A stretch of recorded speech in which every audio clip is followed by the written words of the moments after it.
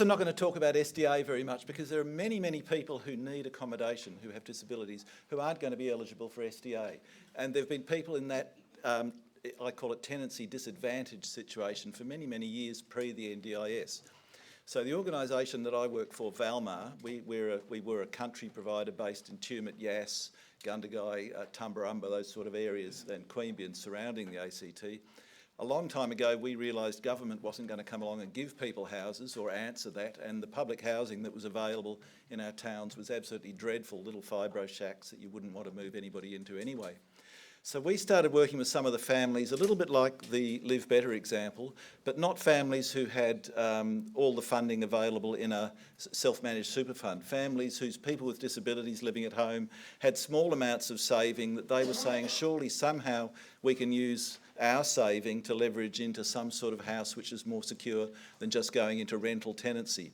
So what we did was, with families that we knew and we had a long-term relationship, we actually ended up buying a house where the deposit for the house was contributed by the people who were going to be moving in and be the tenants. They effectively gifted us that money under a deed of agreement where it was effectively an interest-free loan, capital guaranteed by the building.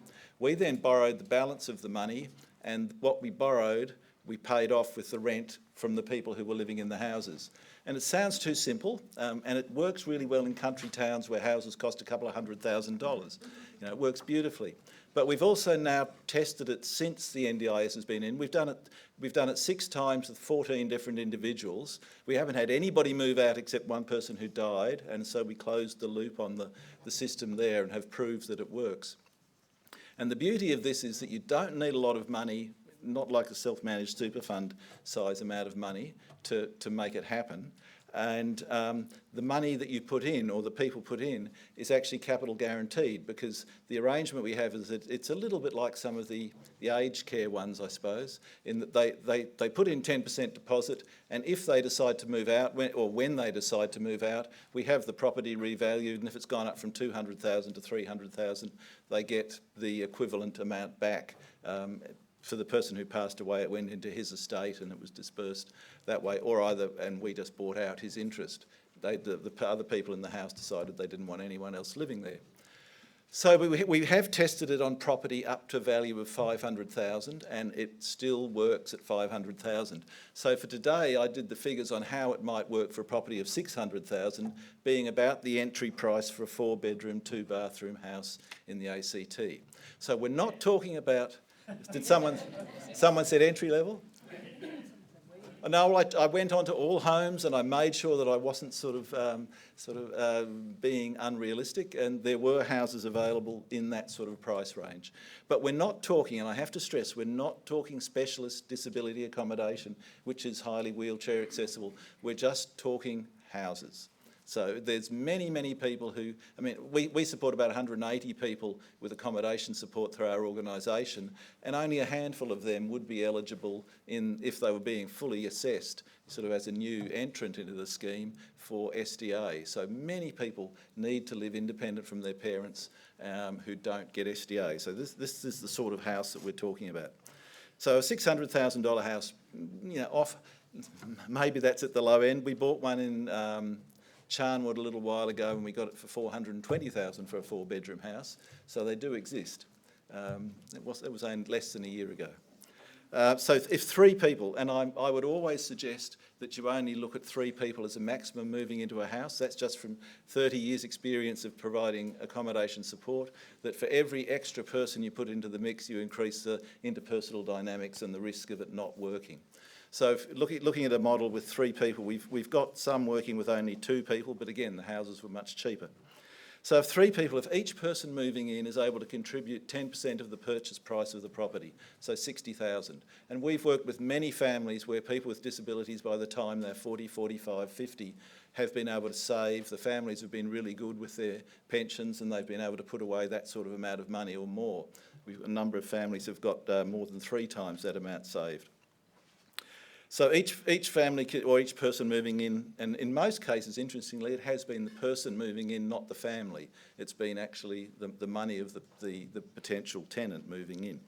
We get 180,000. We only have Valmar, the organisation, then goes and borrows $420,000. We have a very generous bank, and the repayments on that over about 25 years would equal around about $30,000 annually. So each person living in the house needs to be able to contribute $10,000. That's, sorry, repayments and outgoing sort of insurance and rates. About $10,000, which is about $192 a week. They get about $45 a week Commonwealth rental subsidy, so the net cost for each person is about $150 a week. And again, if you go on All Homes and have a look at what it costs to go out into the market and rent a room in a shared house in Canberra, they start at about $150 a week for a rent in a shared house. So a person with a disability is leveraging their own equity to get sort of permanent tenancy in a house that they have an interest in. It's not an interest in a sense, and I'll talk about that in a minute, it's not actually on the title deed, so they're still eligible for the Commonwealth rental subsidy, but they have their funding, instead of just leaving it in the bank, getting 1 or 2% in some sort of savings account, it's invested back in a house that they're living in. That house hopefully is capital appreciating. It has in every instance of the houses that we've done it with, and they've got guaranteed tenure. It works if the people who are moving in know each other and like each other. We've never done it with a group of people where we've just thrown together people who don't know and like each other yet. They've always been natural groupings, and they've been people who we've known for some time and we have an established trusting relationship with as families and people that we've been supporting. It doesn't actually need to have SIL. We've got, of the 6 that we're running at the moment, only 3 of them have people in them with traditional SIL group house type packages. The other 3 people have more just a sort of a mixture of NDIS funding in their packages. I'm just trying to think what else. They're not the flashest house on the block, but they are very, very happy, settled houses, and we've proved it works. All we have is a very simple few-page occupancy agreement, which has been through numerous solicitors, because of each family. We've done it with 14 families. Each one of those we've given our version of it to, and they've come back and said, no, we just like this. So it's got refined over the years. We've been doing this for 15 years. Sorry, I should have said at the start. So it's not a new process. It certainly has sped up since the NDIS has come along, because the NDIS has made it easier to get the support funding people need to do this. So we just have a simple occupancy agreement which sets out the various terms and conditions, and I'll just read a couple of them out because it's very, very short and very brief and to the point. It basically says, we own the property, they contribute a certain amount of equity, they have a right to live in the house because they've contributed that equity. If they want to move out, then we'll get the house revalued by a proper valuer and they'll get their share back. We won't sell or mortgage the property without their consent. And other people, they have to agree to who else comes in. And that they can stay living there as long as they want or until they die, unless they choose to move out. They can place a caveat on the title if they want to, but no one's elected to do that. We provide insurance and we have to give them a copy of the fact that it's insured, and that's it. It's very, very simple, very straightforward. We don't try and overcomplicate it. We're not trying to profit from it. So that's, but in the end, if we own 60% of a property or 70% of a property which is appreciating and they own 30% of the property which is appreciating, we are profiting from it. But it's a long game, not a short game. The main reason we went into it was because the people we were supporting were so tenancy disadvantaged. They had no history of renting. They couldn't get decent places to rent, and if they did, they would be sold under them. So we'd identified a need for long-term security of tenure for people in houses, and so this was our little scheme for doing it. It's interesting that the NDIS has enabled it to work faster and better, and we've got another couple that we're working on at the moment. But we now have one in Tumbarumba, we have one in Gundagai, we've got 2 in Yass and 2 in Tumut, and hope to do one in Canberra in the not too distant future. That's probably enough.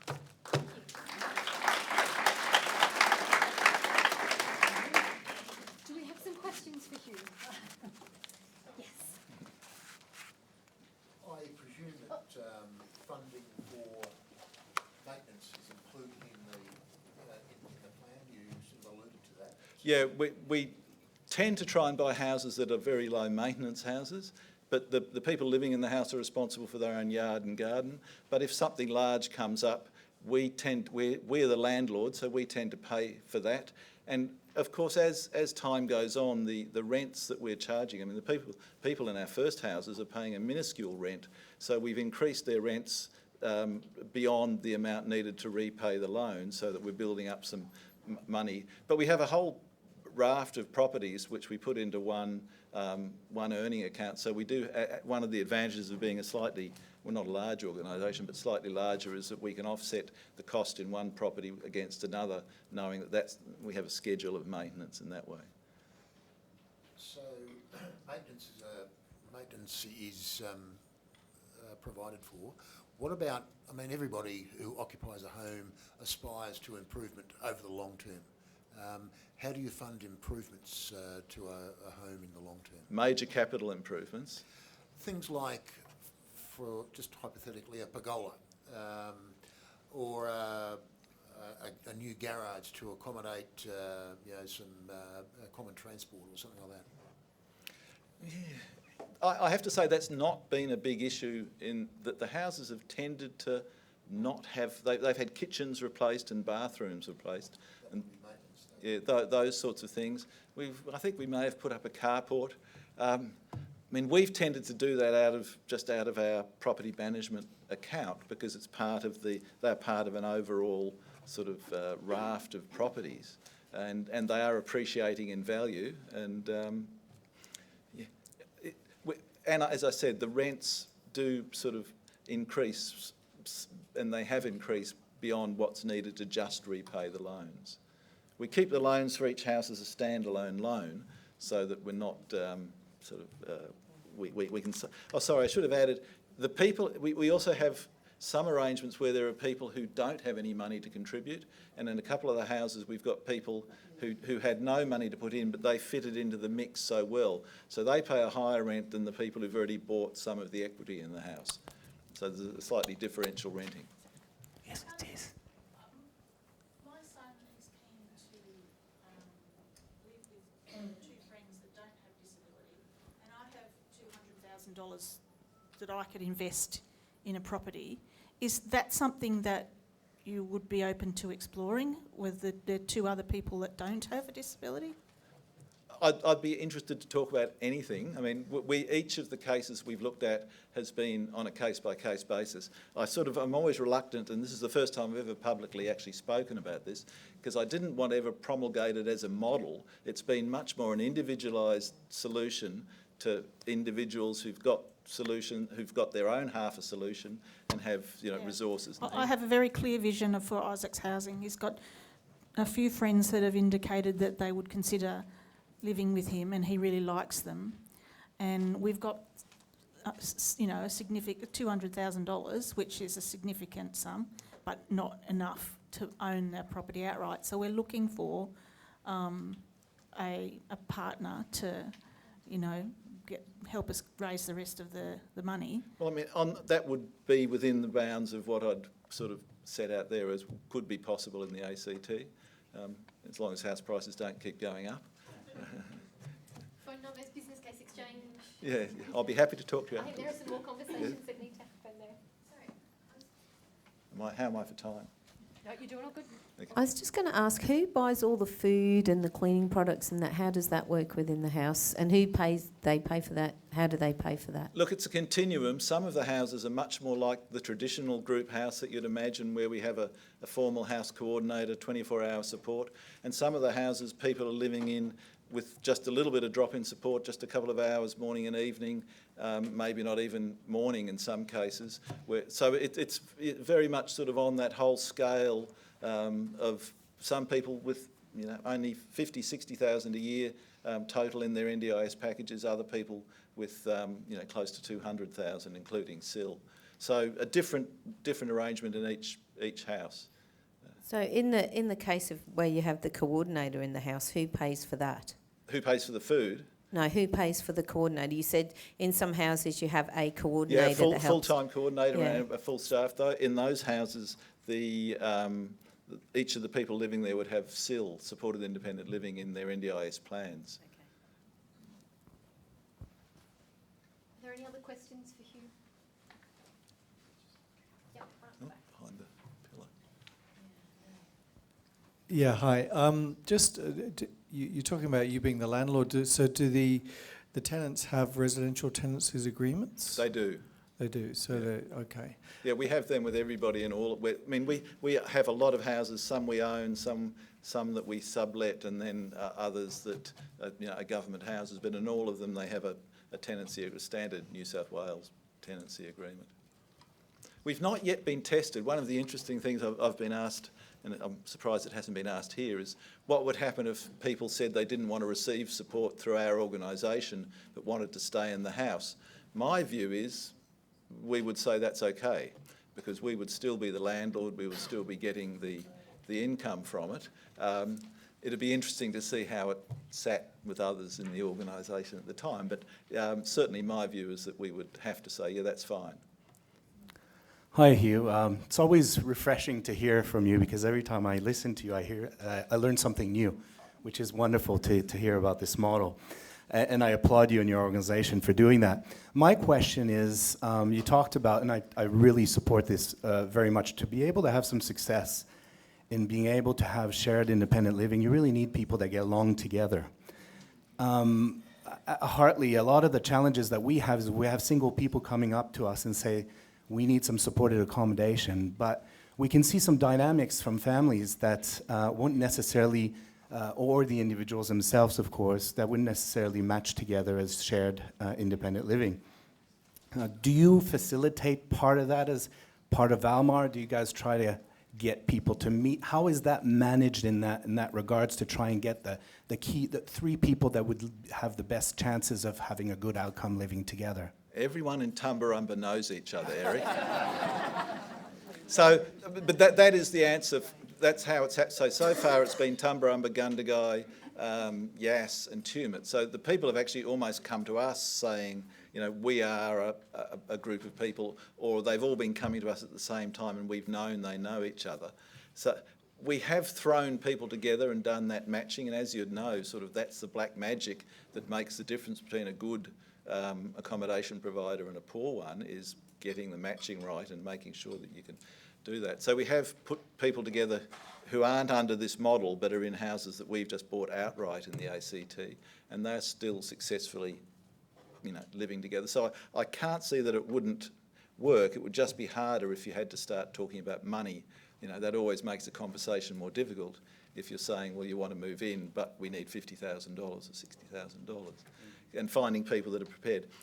In no houses, I have to stress this, in no houses has everybody contributed the same amount. Sort of my example here, where everybody puts in 60,000, we've never found a case where everybody has the ability to put exactly the same amount. And we've got some where people have put none, a small amount, and others have put quite a large amount in and been sort of the key investor in it. And really interestingly, I'll just finish on this one amazingly heartening thing. I gave to the very last group of people that we're putting together in Yass, I gave our agreement, and the family said, no, we don't want the capital appreciation.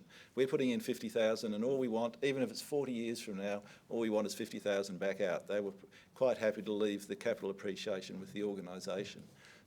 It's not something that I was expecting, but I was delighted that they took that approach. So thank you. I don't need a microphone. No, I can hear you.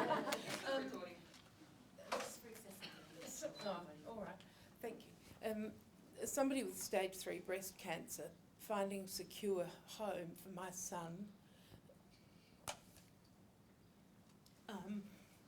is prime importance to me, that I know he'll be secure. I'll be okay. I'll get my shit together. That my son will be okay, that he won't be tossed out of his house in 10, 20, 30 or 50 years' time. He's only 33. And will he get tossed out of your place? We've never tossed anybody out of He's a these. sweetie. Yeah.